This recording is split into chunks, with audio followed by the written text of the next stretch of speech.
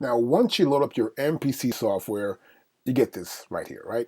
And of course, to the left here, we have our browser, but not the expansion browser. I'm going to show you something. I'm going to go here to where it says MPC drum content.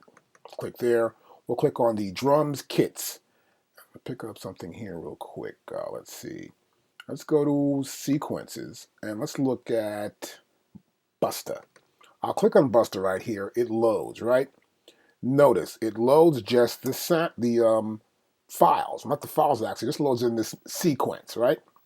So the data loads in. You see this data going by. You think you're gonna hear something. You hear nothing because there's no program. Well, let's go here to the expansion. Now in the expansion, I'll do the same thing. I'll go here. I'm just gonna load the sequence. Buster. And when you do in the expansion, you load in the sequence plus the corresponding program. As you see right here in the project, it says Buster, and now the samples are here too. So now we have an audio output coming through, see? Before we just had the data. Now in this lesson, I want to show you something else here. I want to talk about, not some complicated stuff, but stuff we got to know. Preferences. As you can see, I'm talking to you right now. The built-in microphone is picking up the sound of my voice. You see it here going from this up here to green. See, it just lights up, right? This is a test of it. I can test the output. I have the output built in. I can select whatever I want to select. But the most important thing here for me right now is this sample rate. I'm using a 44.1, which is a CD sample rate.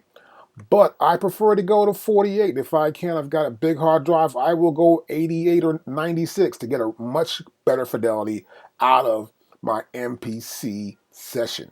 All right? That's important to me to do that. Now also we have the audio buffer size. This is the audio buffer size. This means that it's going as a certain size it can have. It's 1.6 is a buffer size here. And this cuts the latency down right here. So I want to see my latency. This means as I talk to you now, the computer's actually taking it in and then spitting it back out and recording it. That's pretty fast, right? And it's almost in time because it reduces the latency, the time it takes to process that audio. It comes in, it calculates it, it throws it out, you hear it. Now, if I decide to go higher, and let's say I want to go, I don't know, maybe double this. So we're looking for 1024, right? Latency increases because I'm using more audio buffer size. So whenever I'm going to record audio in, I want to go with low latency. So I want to make sure I go low. So I'll do 5. I may go to 256. Look at latency right there. That latency right there is 527. That's really fast. Now I can't add a lot of processors like EQs or the plugins, but the processing is much faster. Okay? And this is the audio preferences window.